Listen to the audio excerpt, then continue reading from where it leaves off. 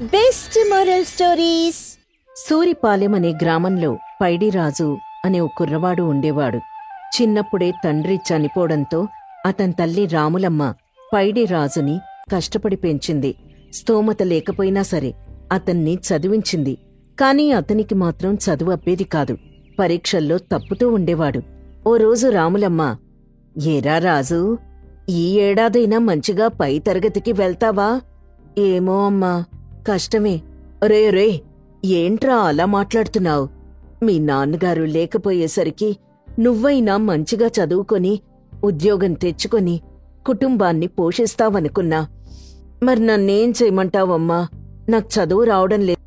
రే, నీ మీదే నా ఆశలన్నీ పెట్టుకున్నాను.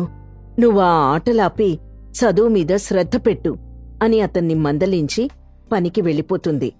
అక్కడ ఇరుగు పొరుగు ఆడవారు, ఏమ్మా రాములమ్మా, ఒంట్లో బాగాలేదు అన్నావు కదా, మరి పనికొచ్చావే? ఒంట్లో బాగోలేదని ఇంట్లో కూర్చుంటే ఎలా పిన్ని? పూట గడవాలంటే పని చెయ్యాలిగా. ఏంటో రాములమ్మా, నువ్వు ఎదిగిన కొడుకుని ఇంట్లో ఉంచుకొని కూడా ఇలా కష్టపడాల్సి వస్తుంది. ఇంకెన్నాళ్ళులే పిన్ని, కొద్ది రోజులే. మా వాడికి ఉద్యోగం వస్తే అంతా చక్కబడుతుంది.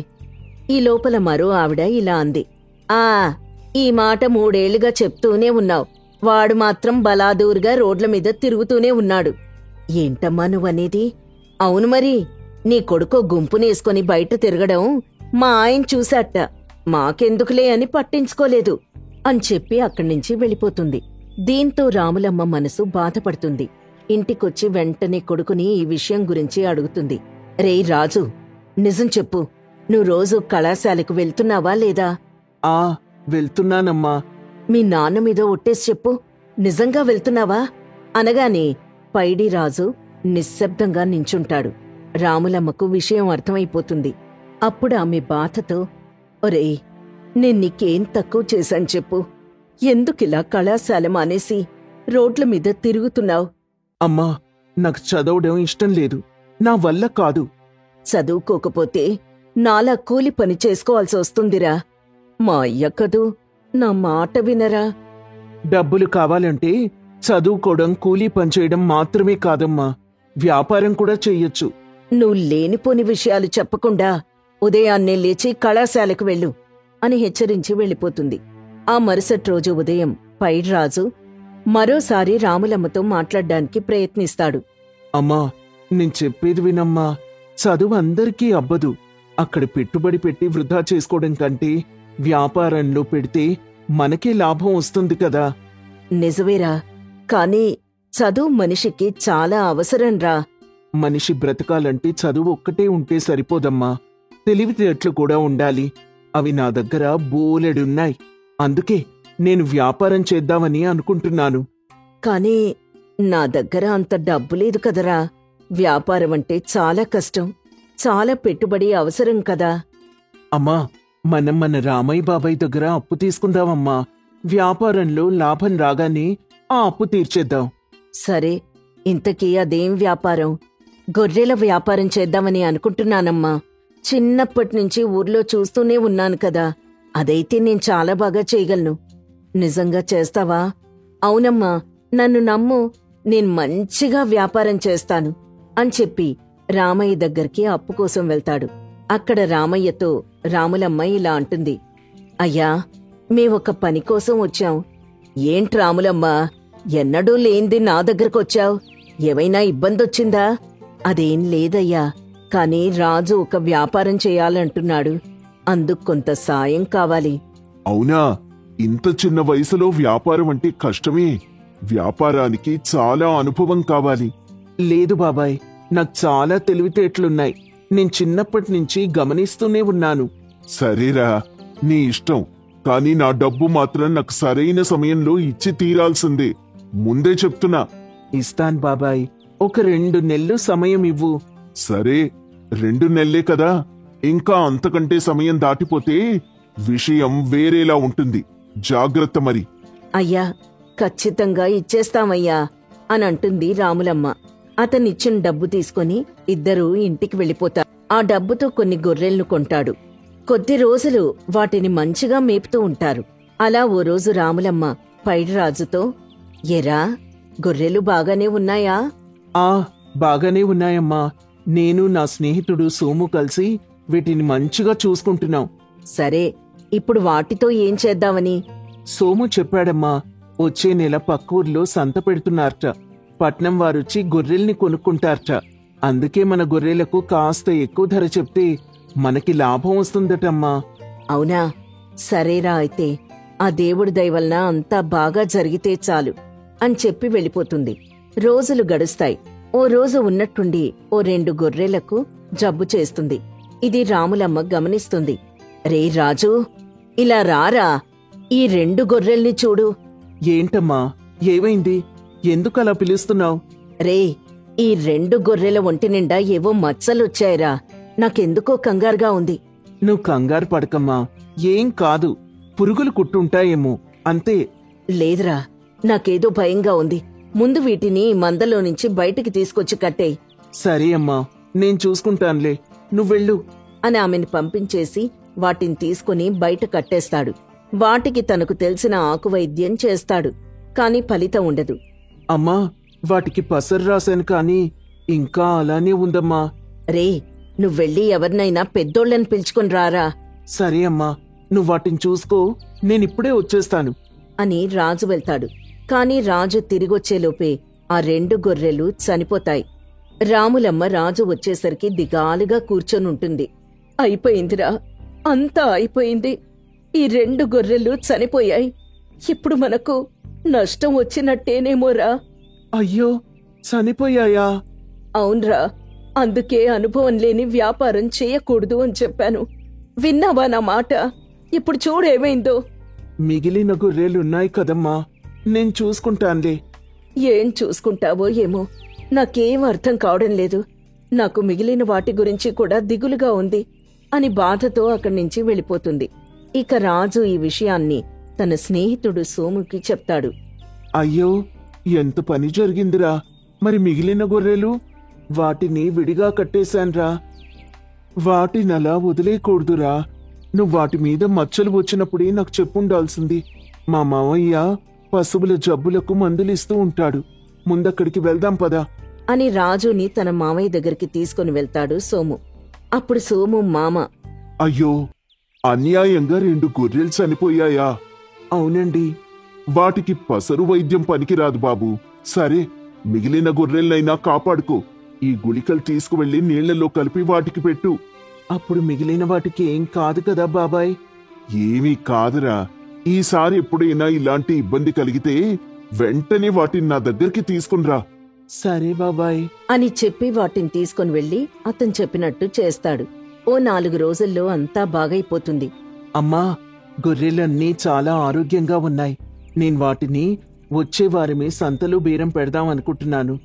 కానీ మనం అనుకున్నంత డబ్బు రాదు కదరా. రామయ్య అప్పు ఎలా తీరుస్తాం? అవునమ్మా, ముందు వచ్చినంత ఇచ్చేద్దాం. ఆ తర్వాత కొంచెం గడువు అడుగుదాం. సరేరా, కాని జాగ్రత్త అంటుంది రాములమ్మ. వారం రోజులు గడుస్తాయి. వాటిని సంతకు తీసుకుని వెళ్తారు. రే రాజు, మన గొర్రెలకు బాగానే ధర పలుకుతుంది కదా? అవునరా, ఇక్కడున్న వాట్లు మనవే ఆరోగ్యంగా పటిష్టంగా ఉన్నాయి. నిజమేరా.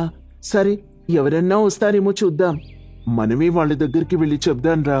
సరే పదా, వెళ్దాం అని సంతంతా తిరిగి వారు తెచ్చిన 5 గొర్రెల్ని మంచి ధరకు అమ్మేస్తారు. ఈ విషయాన్ని వెంటనే రాములమ్మ దగ్గరికి వెళ్లి చెప్తాడు పైడ్రాజు. అవునా? చాలా సంతోషం బాబు. ముందు వెళ్లి రామయ్య బాబాయ్కి డబ్బిచ్చేసిరా. కానీ అమ్మా, అది ఇందులో కొంత డబ్బు తగ్గుతుంది కదా. వ్యాపారం అన్న తర్వాత ప్రతిసారి లాభమే వస్తుందనుకుంటే చాలా పొరపాట్రా. కాని నీకు మొదటిసారి నష్టం వచ్చింది, అంతే. ఈసారి వడ్డీతో సహా ఇస్తానని రామయ్యకు చెప్పు. సరేనమ్మా అని వెళ్లి విషయమంతా రామయ్యకు చెప్తాడు. అందుకేరా, అనుభవం లేకుండా ఏ వ్యాపారం చేయకూడదు అనేది. అలా అవుతుందని నేను అనుకోలేదు బాబాయ్. నువ్వేమనుకుంటే నాకెందుకులే గాని, నా మిగిలిన డబ్బు ఎప్పుడిస్తావు? బాబాయ్, నాకు కొంచెం సమయం ఇచ్చావంటే వడ్డీతో సహా ఈసారి మొత్తం ఇచ్చేస్తాను. సరే సరే, గొర్రెలు చనిపోయాయి అన్నావు కదా, నీకొకే ఒక అవకాశం ఇస్తాను. ధన్యవాదాలు బాబాయ్ అని చెప్పి అక్కడి నుంచి వెళ్ళిపోతాడు పైడ్రాజు. విషయమంతా రాములమ్మకి చెప్తాడు. రే, నీకిది ఓ అనుభవంగా మారాలి. ఇక నుంచైనా వాటిని జాగ్రత్తగా కాపాడుకుంటూ ఉండు. సరేనమ్మా. ఆ మిగిలిన అప్పు కూడా త్వరగా తీర్చేస్తే మంచిది. రామయ్య మంచివాడు కాబట్టి మరో అవకాశం ఇచ్చాడు. సరే అమ్మా, అలానే చేస్తాను. ఈసారి ఇంకాస్త జాగ్రత్తగా ఉంటాను అంటాడు పైడిరాజు. అప్పట్నుంచి జాగ్రత్తగా వ్యాపారం చేసుకుంటాడు. ఓపిక, సమయస్ఫూర్తి, నమ్మకం కలిస్తే ఏ వ్యాపారమైనా విజయమే అని, అనుభవం కూడా చాలా ముఖ్యమని అతను గ్రహిస్తాడు. సిరిపురం గ్రామంలో మాధవయ్య తన కూతురుతో నివాసముంటున్నాడు. మాధవయ్య భార్య చనిపోవడం వల్ల తన కూతురు లక్ష్మికి తల్లి, తండ్రి తానే అయి పెంచాడు. లక్ష్మి తన ఇంట్లో అడుగుపెట్టిన నిమిషంలో తన ఆర్థిక పరిస్థితి మెరుగుపడి పొలం కొనుగోలు చేసినందుకు లక్ష్మిని తన అదృష్టదేవతగా భావిస్తాడు. లక్ష్మి చిన్నతనం నుండి కూడా తన తండ్రి మాట జవదాటదు. లక్ష్మి ఎదురు రాకుండా మాధవయ్య అసలెప్పుడూ అడుగు బయటపెట్టడు. మాధవయ్య జీవనాధారం వ్యవసాయం. తనకున్న 1 ఎకరా పొలంలో వ్యవసాయం చేస్తూ జీవనం సాగిస్తూ ఉంటాడు. ఒకరోజు మాధవయ్య పొలానికి వెళ్తూ ఉండగా అరటిపళ్ల వ్యాపారం చేసే అతని స్నేహితుడు నాగయ్య ఎదురు అవుతాడు. నాగయ్య, నీ అరటిపళ్ల వ్యాపారం ఎలా ఉందిరా? పర్వాలేదురా, బాగానే ఉంది. పొలానికి బయలుదేరినట్టున్నావు. అవును నాగయ్యా, నాకున్న జీవనాధారం వ్యవసాయమే కదా. అది సరేగాని లక్ష్మికి పెళ్ళీడొచ్చిందిరా. సంబంధాలేమైనా చూస్తున్నావా? నా ప్రయత్నం నేను చేస్తూ ఉన్నాను. అంతా పైవాడిదయ్య. నా కూతురికి పెళ్లి చేసి పంపించేస్తే నేనొంటరివాణ్ణి అయిపోతానేమోనని చిన్న భయం వేస్తోందిరా. అలాగని పెళ్లి చేయకుండా ఇంట్లోనే పెట్టుకుంటావా ఏంటి? అలా అని కాదు. తను కాలికి గజ్జెల పట్టీలు కట్టుకొని నట్టింట్లో తిరుగుతూ ఉంటే అచ్చం మహాలక్ష్మిలా ఉంటుందిరా. నా చిన్నతనంలో మా అమ్మ కూడా అలాగే ఉండేది. నా కళ్ల ముందు నా కూతురు తిరుగుతూ ఉంటే నాకు ఆకలి కూడా అనిపించదు. కాని పెళ్లి చేసి పంపించాలంటేనే కొంచెం దిగులుగా ఉంది. నీకు దిగులని? పెళ్లి చేయవా దానికి? నా దిగులంతా దాని గురించేరా. తనొక కొత్త ఇంటికి కోడలుగా వెళ్లి అక్కడి వారిని మెప్పించగలుగుతుందా లేదా అనేదే నా భయం. తన అత్తారింట్లో ఏవైనా కష్టాలు పడితే నేనస్సలు తట్టుకోలేను. నా దగ్గర ఉన్నంతకాలం తనేం చేసినా మహారాణిలా చూసుకున్నాను. ఆ విధంగా అత్తారింట్లో కుదరదు కదా. నా భయమంతా అదే. భలే వాడివిరా. మీ అమ్మ ఒక ఇంటి కోడలుగా వెళ్లలేదా? నీ భార్య మీ ఇంటికి రాలేదా? అలాగే తను కూడా. మన లక్ష్మి చాలా మంచి పిల్లరా. అందరికీ నచ్చుతుంది. తను అడుగుపెట్టిన చోటంతా అదృష్టం తాండవిస్తుంది. అలాంటి అదృష్ట దేవతను ఎవరు కాదనుకుంటారు? నువ్వు లేనిపోని అపోహలకు పోకుండా తనకు మంచి సంబంధం చూసి పెళ్లి జరిపించు. ఏ వయసులో జరగాల్సిన ముచ్చట ఆ వయసులో జరగాలి. అర్థమవుతోందా? సరేరా, సరే. మంచి సంబంధం కోసం ఎదురు చూస్తూ ఉంటాను. సరే, నువ్వు వ్యాపారం మీదున్నావు. నేను కూడా పొలానికి వెళ్ళొస్తాను అని మాధవయ్య పొలానికి వెళ్ళిపోతాడు. నాగయ్య అరటిపళ్ల వ్యాపారం చేసుకుంటూ ఉంటాడు. నాగయ్య చెప్పిన మాటల గురించి మాధవయ్య ఆలోచిస్తాడు. పొలం పని ముగించుకుని ఇంటికొచ్చిన తర్వాత కూడా నాగయ్య మాటలే తనకు గుర్తొస్తూ ఉంటాయి. మాధవయ్య తన మనసులో, నాగయ్య చెప్పింది నిజమే. ఏ వయసులో జరగాల్సిన ముచ్చట ఆ వయసులోనే జరగాలి. నా బంగారు తల్లికి మంచి సంబంధం చూసి పెళ్లి జరిపించాలి. ఇంతలో అక్కడికి లక్ష్మి వస్తుంది. నాన్నా, వచ్చిన దగ్గర్నుంచి చూస్తున్నాను. అదే పనిగా ఆలోచిస్తూ ఉన్నావు. దేని గురించి? నేనిక దేని గురించి ఆలోచిస్తాను తల్లి? నీ గురించి, నీ పెళ్లి గురించి. అప్పుడే నా పెళ్లి గురించి అంత తొందర ఎందుకు నాన్నా నీకు?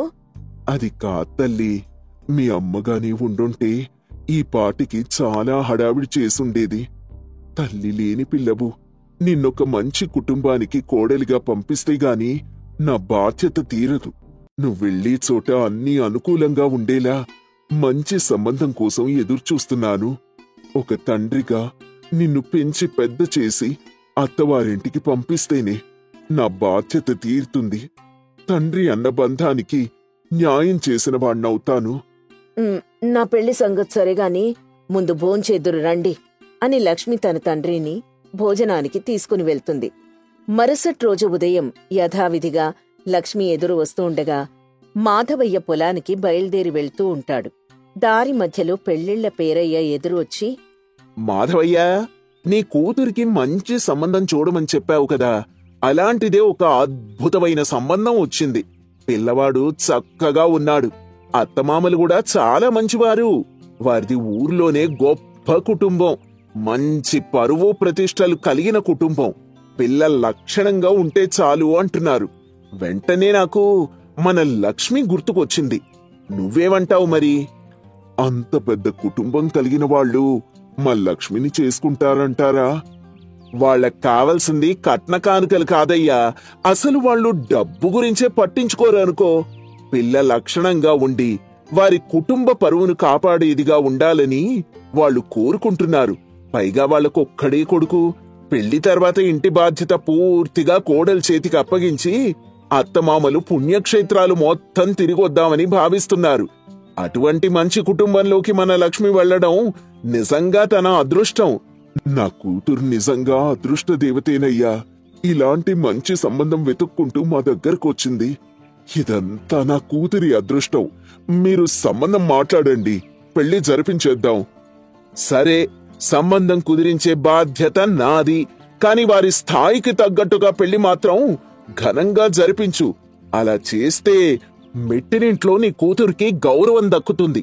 నేను చెప్పేది నీకు అర్థమైందనుకుంటున్నాను. అలాగేనండి, నా కూతురి గౌరవమే నాకు ముఖ్యం. పెళ్లి మీరు అనుకున్నట్టుగానే ఘనంగా జరిపిస్తాను అని చెప్పి పొలానికి వెళ్లిపోతాడు మాధవయ్య. తర్వాత పేరయ్య పెళ్లింట్లో మాట్లాడి సంబంధం కుదురుస్తాడు. మాధవయ్య వాళ్ళకి చెప్పినట్టుగానే పెళ్లి ఘనంగా అంగరంగ వైభవంగా జరిపిస్తాడు. అన్ని లాంఛనాలతో లక్ష్మిని అత్తవారింటికి పంపిస్తాడు. కొద్ది రోజుల తర్వాత మాధవయ్య ఇంట్లో ఒక్కడే ఉంటాడు. మాధవయ్యని కలవడానికి నాగయ్య అరటిపళ్ళు తీసుకొనొస్తాడు. మాధవయ్య, ఏంటిలా ఇంట్లోనే ఉంటున్నావు? బయటికి కూడా రావడం లేదు, పొలానికి కూడా వెళ్లడం లేదు. నీ కూతురు మీద బెంగ పెట్టుకున్నావా ఏంటి? నిజమేరా, నేను నా కూతురు మీద బెంగతోనే ఇలా ఉండిపోయాను. ఏం చేయాలో తెలియడం లేదు. చేసేదేముంది? యథావిధిగా నీ పొలంలో పనిచేసుకుంటూ ఆ బెంగ తగ్గించుకో. పనిలో పడితే కాస్త నీ కూతుర్ని మర్చిపోవచ్చు. ఇంకెక్కడి పొలంరా? ఆ పొలం అమ్మేశాకే కదా లక్ష్మి పెళ్లి చేయగలిగాను. ఏంటి, పొలం అమ్మేశావా? అవును, పొలం అమ్మేశాను. నా కూతురి కన్నా నాకేదీ ఎక్కువ కాదు. తన పెళ్లి అంగరంగ వైభవంగా జరిపించాలంటే నా దగ్గర వేరే ఆస్తి పాస్తులు గాని ధనం గాని లేవు కదా. అందుకే నా పొలం అమ్మేసి నా కూతురు పెళ్లి ఘనంగా జరిపించాను. అక్కడ నా కూతురు చాలా సంతోషంగా ఉంది. అందుకేనా నువ్విక్కడ ఇలా దిగాలుగా ఉన్నావు? పొలం అమ్మేసి పెళ్లి జరిపించావు సరే, మరిప్పుడు నీ పరిస్థితి ఏంటి? ఇలా ఎంతకాలం ఇంట్లోనే కూర్చుంటావు? ఏదో ఒక పని చెయ్యాలి కదా. ఇలా ఖాళీగా ఉంటే నీకు తిండెవరు పెడతారు? ఇన్నాళ్ళు నేను నా సొంత పొలంలో పనిచేసుకున్నాను తప్ప ఒకరి దగ్గర కూలికి వెళ్ళలేదురా. ఈ రోజున వెళ్లాలంటే నాకు సిగ్గుగా ఉంది. నాకు తెలిసిన పని వ్యవసాయం మాత్రమే. వేరే పని చేయలేని పరిస్థితి. అందుకే ఇలా ఇంట్లోనే ఉండిపోవాల్సొచ్చింది. నాతో పాటు అరటిపళ్ళ వ్యాపారం చేస్తావా? వ్యాపారమా? అది నా వల్ల కాదు. సరేలే, నేనే నీకేదో ఒక మంచి పనిని వెతుకుతాను. రే, నేను చేయగలనంటావా? నువ్వు చేయగలిగే పనిని నేను వెతుకుతాను, సరేనా? ఇందా, ఈ అరటిపళ్ళు తీసుకో. అని తెచ్చిన అరటిపళ్ళు మాధవయ్యకిచ్చి నాగయ్య వెళ్ళిపోతాడు. మరుసటి రోజు ఉదయం మాధవయ్య అలాగే దిగాలుగా కూర్చునుంటాడు. అతని ఇంటి ముందుకు ఒక ఆవు వచ్చి అరుస్తూ ఉంటుంది. అయ్యో, ఏదో ఆవులా ఉందే, మనింటి ముందు అరుస్తోందేంటి అని బయటికొచ్చి చూస్తాడు.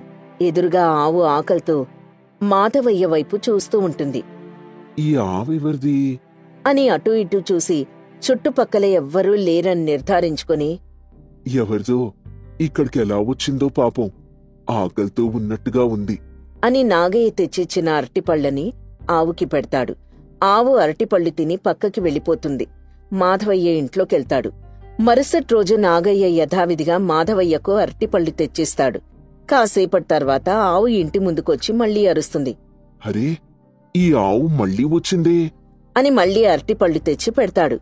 ఇలా నాగయ్య మాధవయ్యకు అరటిపళ్ళు తెచ్చివ్వడం, మాధవయ్య ఆ పళ్ళని ఆవుకి పెట్టడం ప్రతిరోజు జరుగుతూ ఉంటుంది. ఒకరోజు నాగయ్య అరటిపళ్ళు తీసుకుని మాధవయ్య ఇంటికి రాగానే ఇంటి పక్కన ఆవు ప్రసవించి ఉంటుంది. అది గమనించిన నాగయ్య ఇంట్లోకి వెళ్లి మాధవయ్యతో, మాధవా, నేను ప్రతిరోజు వస్తున్నాను. ఆవును తెచ్చిన విషయం నాకు చెప్పనే లేదు. ఆవును తేవడమేంట్రా? మీ ఇంటి పక్కన ఒక ఆవును చూశాను. ఆ ఆవు ప్రతిరోజు మా ఇంటికొచ్చి నువ్వు తెచ్చిచ్చిన అరటిపళ్ళు తిని వెళ్తుంది. నీలాగే నాకొక బంధువులా మారిందిరా. ప్రతిరోజు నన్ను పలకరించి వెళ్తుందనుకో. అవునా? ఆ ఆవు పక్కన దూడ కూడా ఉంది. అవునా? ఎక్కడా? అని ఇద్దరూ ఇంట్లోంచి బయటికొచ్చి చూస్తారు. మాధవయ్య ఇంటి పక్కనే ఆవు ప్రసవించి దూడతో పాటు ఉంటుంది. అది చూసిన మాధవయ్య, నాగయ్య, ఈ ఆవు ఇప్పుడే ప్రసవించిందిరా. నిన్నటి వరకు దూడలేదు. ఇలా రా అని నాగయ్యను తీసుకుని మాధవయ్య ఆవు దగ్గరికెళ్లి ఆవుకి దూడకి సపర్యలు చేస్తాడు. ఆవు చాలా ప్రేమగా మాధవయ్యను హత్తుకున్నట్టుగా దగ్గరకొస్తుంది. అది చూసిన నాగయ్య, మాధవా, ఇక మీదట నీ ఒంటరితనం పోయిందిరా. ఎందుకంటే ఈ ఆవును చూశావా? నీ మీద ఎంత ప్రేమ చూపిస్తోందో. లక్ష్మి అత్తవారింటికి వెళ్ళిందన్న బెంగతో నువ్విన్నాళ్ళు ఇంట్లోనే కూర్చున్నావు. ఆవు మీ ఇంటి పక్కన ఉంది అనేసరికి కంగారుగా బయటికొచ్చి ఆవుకి దూడకి సపర్యాలు చేశావు. మీ ఇద్దరి మధ్య ఏదో బంధం ముడిపెట్టాడ్రా ఆ దేవుడు. నువ్వు చెప్తుంటే నిజమేనేమో అనిపిస్తోందిరా. ఏ తోడు లేని నాకు తోడులా వచ్చింది. ఇక నీకో పని దొరికింది. నిజమే, ఇక మీదట దీనికోసం పాటుపడాలి అని ఇద్దరూ మాట్లాడుకుంటూ ఉంటారు. రోజులు గడిచే కొద్దీ మాధవయ్య దగ్గర ఆవు ఉన్న సంగతి ఊర్లో చాలా మందికి తెలుస్తుంది. ఆవు పాల కోసం మాధవయ్య ఇంటికి ఊరి జనం వస్తూ ఉంటారు. మాధవయ్య ఆవు దూడకు సరిపడా పాలను ఉంచి మిగతావి ఊర్లో జనానికి అమ్ముతూ ఉంటాడు. ఒకరోజు నాగయ్య వస్తాడు. మాధవా, నేను వ్యాపారం చేయమని అడిగితే వ్యాపారమా అని భయపడ్డావు. ఇప్పుడు పాల వ్యాపారం బాగానే చేస్తున్నట్టున్నావుగా? నిజమేరా, నువ్వన్నట్టుగానే నేను పాల వ్యాపారమే చేస్తున్నాను. ఇప్పుడు లక్ష్మి వచ్చాక నా జీవితం మళ్ళీ మలుపు తిరిగిందిరా. లక్ష్మి వచ్చిందా? ఏది కనపడదే? లక్ష్మి అంటే ఆవుకి నేను పెట్టుకున్న పేరురా. నా కూతురు లక్ష్మి ఒకప్పుడు నా జీవితంలోకొచ్చినప్పుడు నా ఆర్థిక పరిస్థితి మెరుగుపడింది. నా అదృష్ట దేవత నా ఇంట్లోనే పుట్టిందని చాలా సంబరపడ్డాను. తర్వాత లక్ష్మికి పెళ్లి చేసి పంపించడంతో నా అదృష్టం కూడా అలాగే వెళ్ళిపోయింది. మళ్ళీ ఇన్నాళ్లకు ఆ అదృష్ట దేవత ఈ ఆవు రూపంలో నా ఇంటికొచ్చింది. అందుకే ఈ ఆవుకి లక్ష్మి అని పేరు పెట్టుకున్నాను. లక్ష్మి నా ఇంటికొచ్చిన తర్వాతే మళ్ళీ నేను పాత మాధవయ్యలా మారాను. నిజమేరా, ఈ లక్ష్మి నీ ఇంటికొచ్చిన తర్వాత అదృష్ట దేవత మళ్లీ నీ గడప తొక్కింది. ఇక నీకా లక్ష్మి లేని లోటు ఈ లక్ష్మి తీరుస్తుంది. జయీ భవ అని దీవిస్తాడు. ఆ రోజు నుంచి ఆవుని మాధవయ్య తన అదృష్ట దేవతగా భావించి జీవనం సాగిస్తూ ఉంటాడు.